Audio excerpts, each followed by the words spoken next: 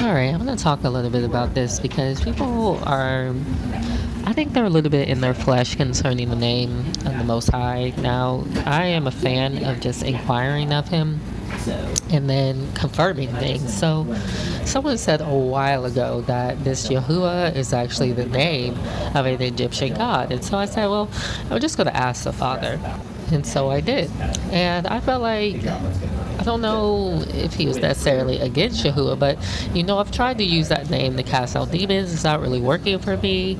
And I felt like the Father actually led me to Yahuah as the name. So, Hu is another name for, or Ha is another name for the god He, who represents eternity and infinity. He was one of 8 primeval deities in the Ogdon, a pantheon worshipped in Hermopolis Magna. So I think Hermopolis perhaps is Greek. There were a lot of Greeks that were over in Egypt. And so Hermopolis, I believe, probably comes from Hermes, who happens to be the god of thieves, liars, banks, medicine. So if you've ever seen the medical symbol with the 2 serpents on the staff, that is the staff of Hermes. All right, so many of these doctors have to take what's called a Hippocratic oath, where they swear allegiance to the gods of medicine. And that means your god is a fallen angel, and that means the medical system is under their system.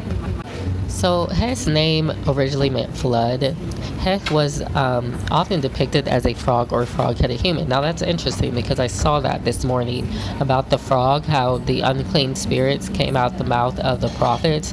And then I saw, I think in Revelations it says sulfur comes out the mouth of maybe the false prophets. I don't know, but I have to look it up again. So anyway, this frog being unclean spirit, some people liken it to, I believe, Moloch as well. In fact, the Vatican erected this statue, and they say it's Moloch, and it does look like a frog. And so, the human, his female counterpart was Huet, which was often depicted as a snake or a snake-headed human. So, a reptilian? I don't know. His hieroglyph in a seated position represents the number 1 million. So look out for that number in these days, all right? Because I think this is something that is happening right now, especially since it's referencing the flood, because the flood comes as destruction at the end of an age.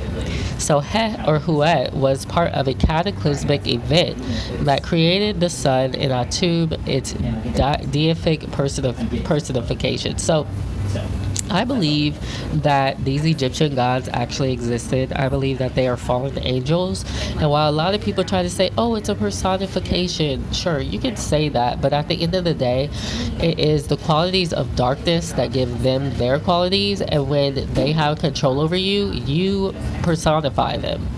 But they do still exist. So, He, also Ha, Ha, Ha'u, or Hua, and Hehu. So see that Hua is one of the names for He. So if you are saying Yahuah, Yah means God in Hebrew, and then Hua, actually if you look it up in the lexicon, it literally means destruction. And would it not fit who this God is representing? Representing a flood, destruction, the frog, the serpent, a cataclysmic event. So that's why I don't say Yahuah. I know that offends people because, it almost feels like the way people talk about it, it feels almost like the same thing as people repeating the same things in the church. Oh, the law doesn't count, the law doesn't count. Like, they want to make sure that you are saying this. And it's almost pushy at this point where people get offended when you don't say it. Like, literally, this girl came to my Facebook the other day and almost cussed me out because I said, I didn't say Yahuah. And I was like, this is so weird. Like, it feels forceful.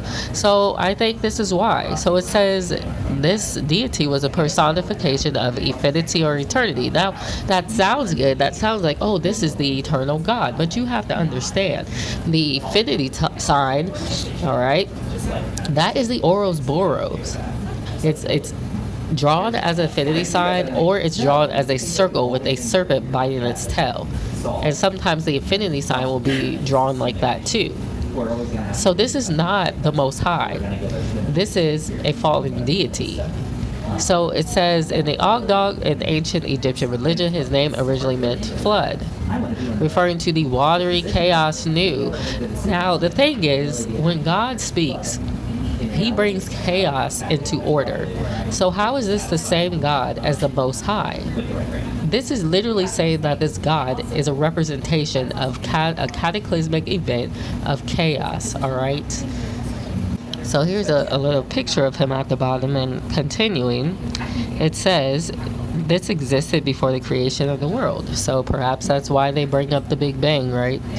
The Egyptians envisioned this chaos as infinite in contrast with the finite created world. So Heth personified this aspect of the primordial waters.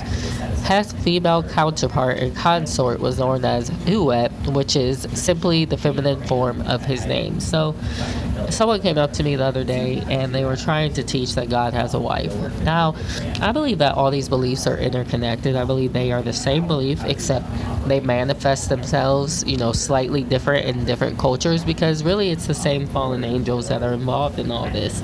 So our Father in heaven, the Abrahamic God of the Bible, does not have a wife. But the Egyptians then the Israelites ended up taking up the God of Yahuah, who had a wife, and his wife's name was Asherah.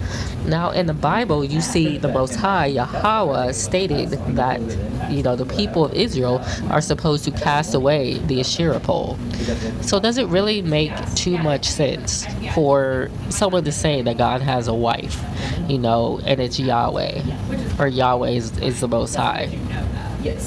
Yahweh is a Canaanite metallurgy god, and his equivalent is Baal, Zeus, Osiris, etc. So, they are trying to get you back into this kind of ancient pagan worship, especially worship of a mother goddess, which is why the Catholics, they love Mary, because Catholicism is wicked. Catholicism is Edom, all right? They are in cahoots with those people over in Israel. They're all in it together, all right?